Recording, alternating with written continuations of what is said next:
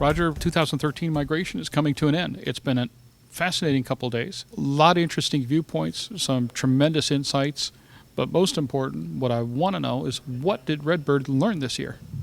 Well, I think there's three big things, at least in my side of it, that we've learned. First of all, we've really nailed down what we think is the right equation for using simulators in primary flight training.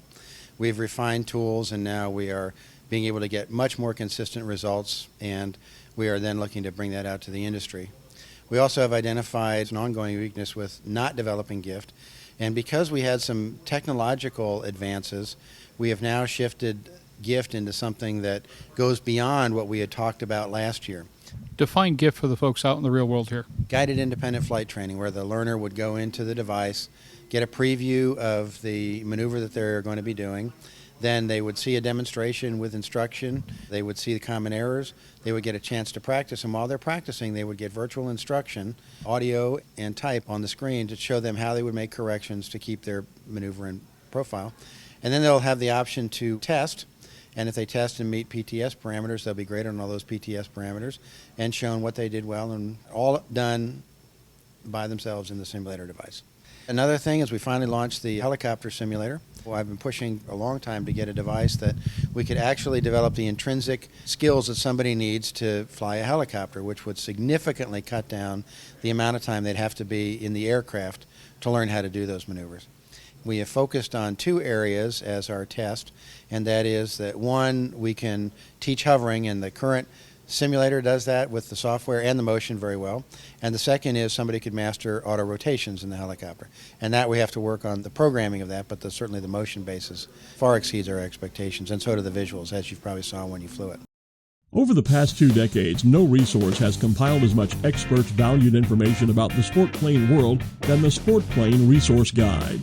Over 1,500 pages, hundreds of aircraft, dozens of how-tos and directories. All this and more will be coming to the sport aviation world soon with the new, all-electronic and updatable Sport Plane Resource Guide for your iPad, iPhone, Kindle, tablet, PC, or other electronic devices. Get your order in now. www.sportplane.com. And the third thing is, of course, the Redhawk project. We've been frustrated with the cost of what the training airplanes are and making the financial work for everybody. So we are taking older model 172s and completely refurbishing them from tip to tail, and new avionics, new interior, new cables, new pulleys, everything. We think that this is the right fit for the future. The savings that we have on fuel, the lower fuel price of Jet A for us here, and the lack of hours that you have to put into maintaining this engine during its TBO timeframe is going to deliver a more reliable airplane so that we don't frustrate customers by having aircraft down for maintenance. So we're very excited about that. We did the first one, of course, in Oshkosh, which we did basically the engine conversion. The folks at Continental helped us with that. And then we did the avionics here. The second one, that was 2002 version. This is a 1980 version. You saw it on the ramp. I think it looks better than the first one. We did that all here, and we are developing the expertise to continue to do them in-house so we can control the costs and pass that along to the consumer as well. Any surprises in the Redhawk program? You know, the surprises to me were not about the big things. The engine installation is actually quite simple. Everything comes in the box. The instructions are meticulous.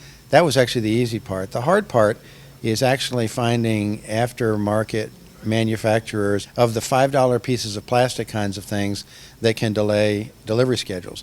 So we're working with those people to get the items we need and the color we need and the time frame that we need.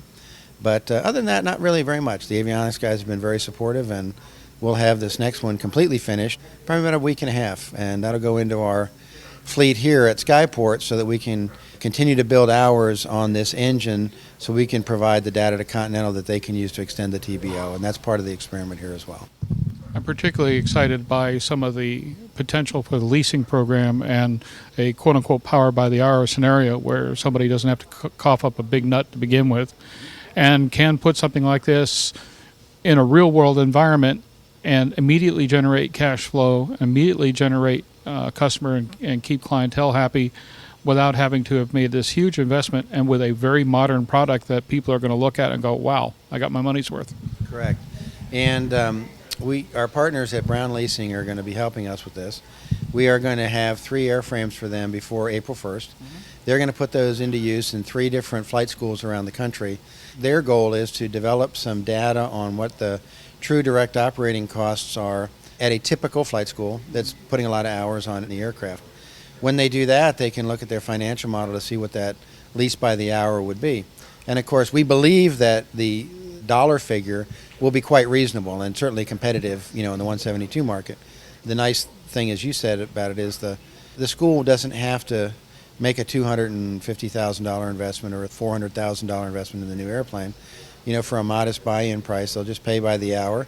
As long as they can continue to put hours on the airframe. If they can't, we can move that airplane somewhere else and, no harm, no foul to the person. Or if they find it's a big hit and they need another one, well, we can put another one in there as well.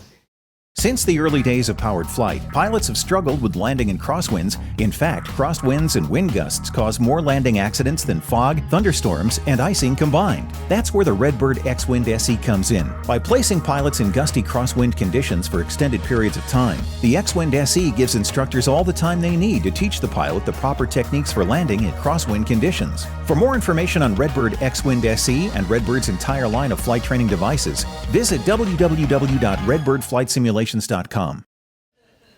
Redbird seems to be a real disruptive influence.